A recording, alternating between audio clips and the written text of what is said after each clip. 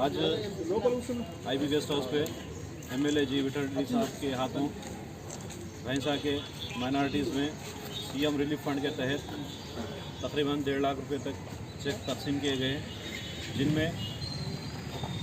ख्वाजा मोइनुद्दीन 54,000, अब्दुल बशीर 24,000, मुस्कान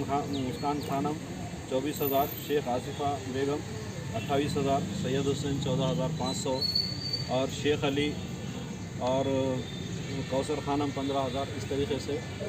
जुमला चेकों की तकसीम अमल में आई।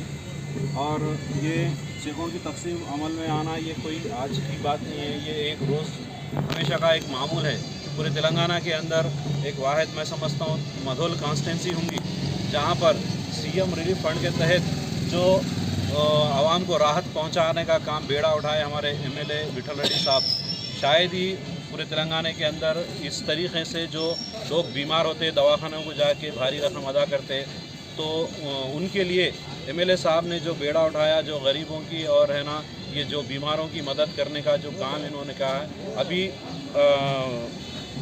अब चेक रेडी है जो मेजॉरिटी में है, तकरीबन करीब 25 लाख रुपए तक के चेक, 9 लाख रुपए 25 चेक है, 9 लाख रुपए 10 लाख के करीब चेक हैं वो भी आजकल में देने वाले हैं। आज ये दुर्गा होने की वजह से रुके हुआ है। मैं सीएम साहब का शुक्रिया अदा करता हूँ और हमारे एमएलए साहब का शुक्रिया अदा करता हूँ कि जिन्होंने तालुक़े के अंदर एक किस्म का ये जो लोगों को एक कॉन्फिडेंस बन गया कि अगर हम दवाखाने को गए भी तो हमारे को फ़िक्र करने की ज़रूरत नहीं है, क्यों तो एमएलए साहब है ना, कभी भी हमारे को है ना जो रकम हम दवाखानों में बड़े दवाखानों में जो